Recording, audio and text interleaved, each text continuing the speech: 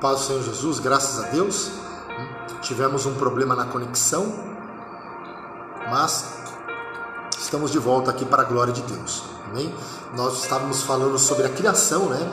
Sobre o princípio, que esse princípio também se refere a Cristo, né? Se refere a Cristo, né? No princípio criou Deus o céu e a terra.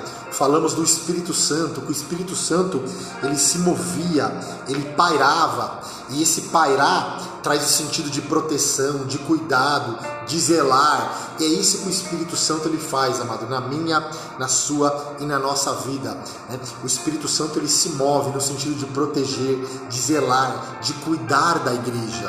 Amém? Então, nós falamos também sobre que Deus criou todas as coisas, né? E chama cada estrela pelo seu nome. Salmos de número 144:7. Nós falamos da criação, né? Que Deus ele conhece cada estrela e cada uma ele chama pelo nome, assim como chamou Ciro ali 150 anos antes ali, ele já havia chamado Ciro pelo nome, que Ciro iria libertar ali o povo de Israel, deixar o povo de Israel voltar para a sua pátria. Falamos de Ciro, que ele chamou Ciro pelo nome 150 anos antes, ou melhor, chamou Zaqueu também pelo nome. Então, ele te conhece, por dentro e por fora, ele me conhece, ele nos conhece. Amém? Então, sem desespero, descanse no Senhor. Pedro ele fala, lança sobre ele toda a vossa ansiedade, porque ele tem cuidado de vós. Olha o Espírito Santo no sentido de cuidar, de proteger. Então, lança preocupações, ansiedade, problemas. Ou melhor, então lança a ansiedade. Por quê? Eu convido, o Espírito Santo nos convida, a palavra de Deus nos convida a lançar as nossas ansiedades nos pés do Senhor Jesus. Porque eu não sei o teu problema, o tamanho do teu problema, a tua dificuldade. Eu não sei qual é o problema que você tem para resolver, mas de uma coisa eu sei, a última palavra ainda vem de Deus. Amém? A última palavra vem dele. A última palavra vem dele. Aleluia. Sabe por que a última palavra vem dele? Vamos lá para Lucas então. Lucas capítulo 7. Lucas, Evangelho Lucano. Lucas 10, é isso? 7 ou 10? Deixa eu ver aqui. A palavra que Deus colocou no meu coração, deixa eu ver se está no 7 ou no 10. Capítulo 7, versículo 11. Descansa no Senhor. Ainda que as pessoas falam que não tem mais jeito, que acabou, não. Não acabou não, amado. Sabe por quê? E aconteceu. Pouco depois de ir ele à cidade chamada Naim, e com ele também muitos dos seus discípulos, com ele, e uma grande multidão. Então, ia com ele os seus discípulos e uma grande multidão. Multidão, muitas vezes, só está atrás de pão, de peixe, de bênçãos materiais, mas discípulo está atrás de palavras de vida eterna.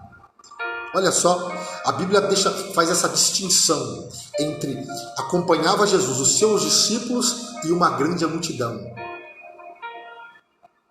Então, multidão está preocupado com bênçãos temporais, com as bênçãos terrenas, mas discípulo não. Discípulo se apega, meu Deus. Discípulo busca, discípulo carrega a sua cruz, discípulo renuncia, discípulo sabe ainda que a porta, na verdade, o caminho e a porta é estreita, mas ele não deixa de carregar a sua cruz. Cadê os discípulos aí de Jesus? Cadê os aprendizes aí? Amém? Então a Bíblia fala que Jesus está chegando ali na cidade de Naim.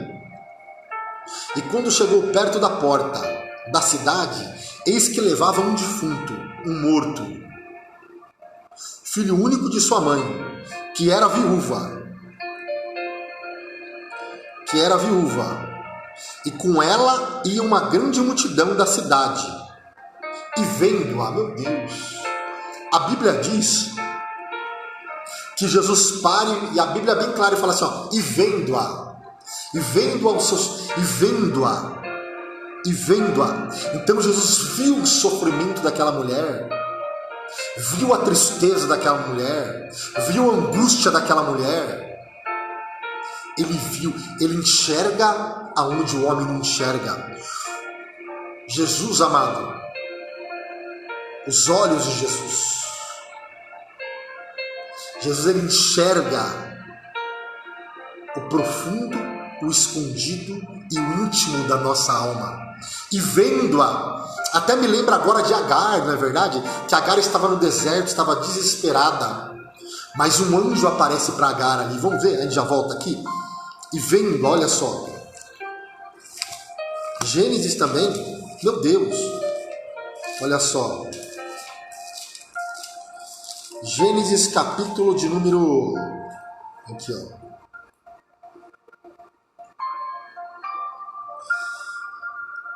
e vendo, tem duas passagens aqui de Agar, né?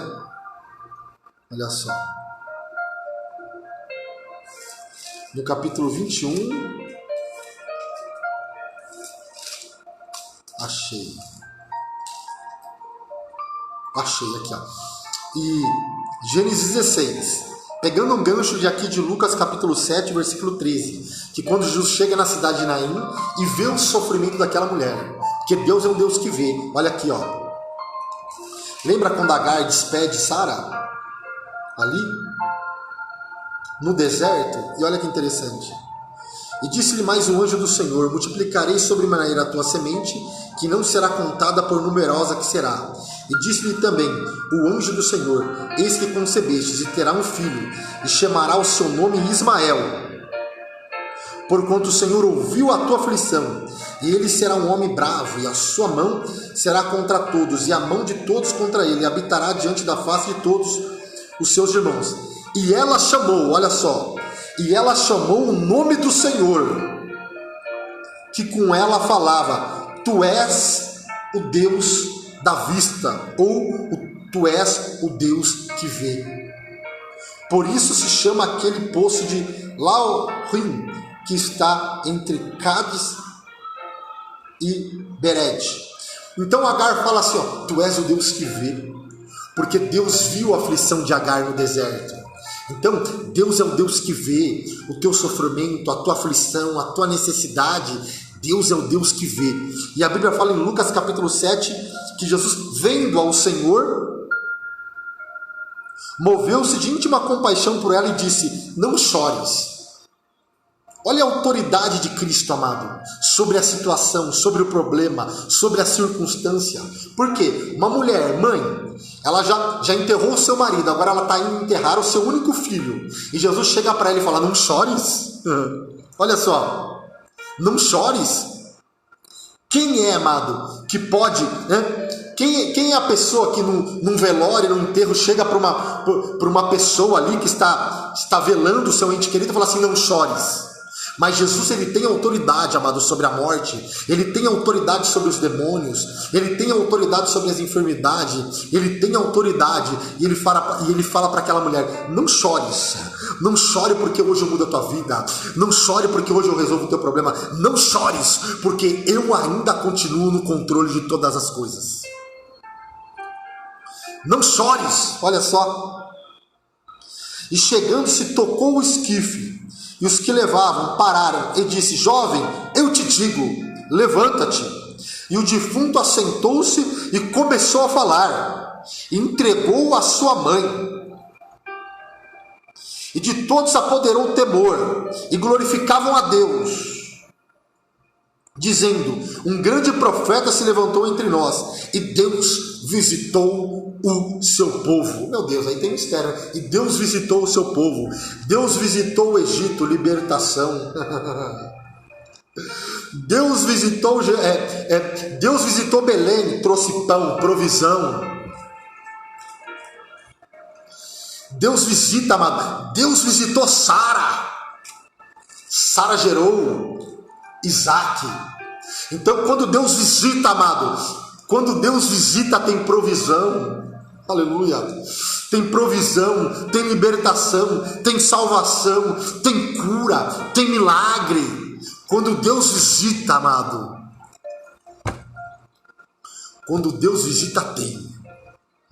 Então o povo falou assim, e Deus visitou o seu povo. E o interessante aqui, que aquela mulher estava indo enterrar o seu filho.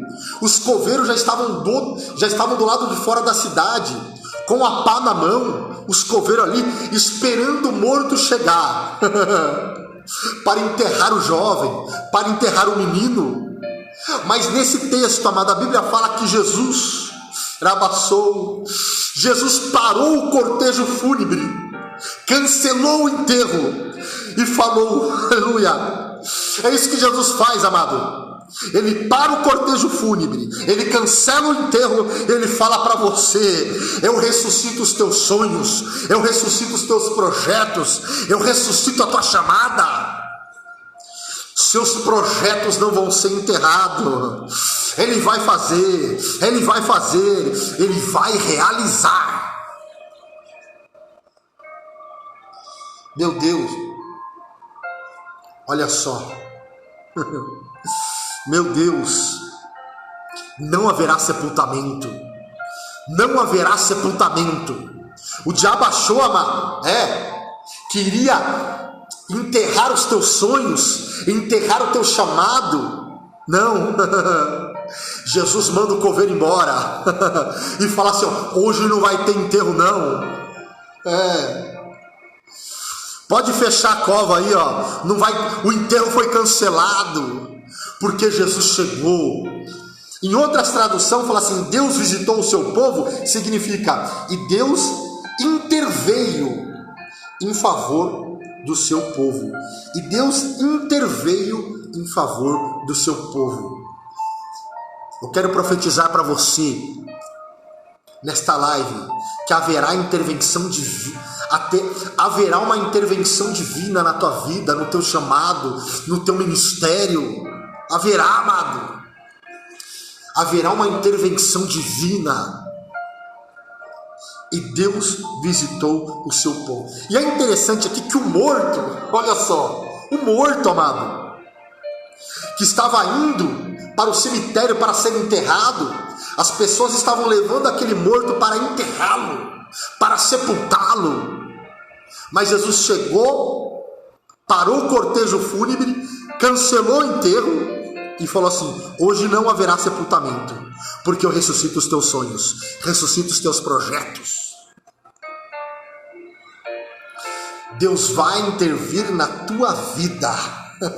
Creia. O enterro foi cancelado. E o morto agora, e o defunto assentou-se e começou a falar.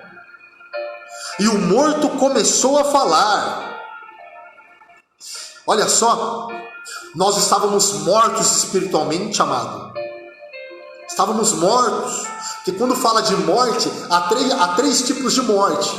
Nós sabemos, a morte espiritual, a morte física e a morte eterna. Aqui literalmente é a morte física. Mas aplicando para a nossa vida, nós estávamos mortos espiritualmente, amado. Sem Deus. Estávamos mortos. Mas através de ouvir a palavra, que a fé vem por ouvir a palavra de Deus, amada fé. Ouvimos a palavra, se arrependemos do nosso pecado. E arrependimento é isso, amado. Arrependimento significa nós rompermos com o pecado.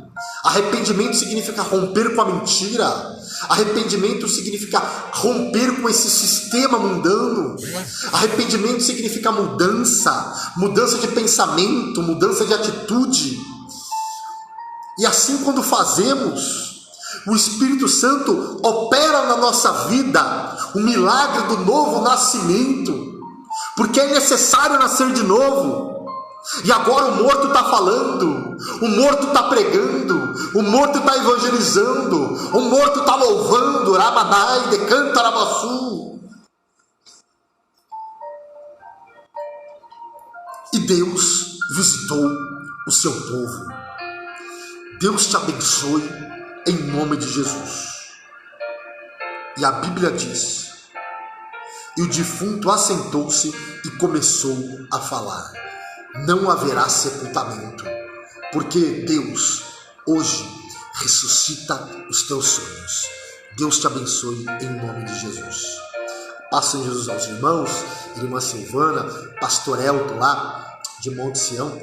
Deus abençoe, amado, em nome de Jesus.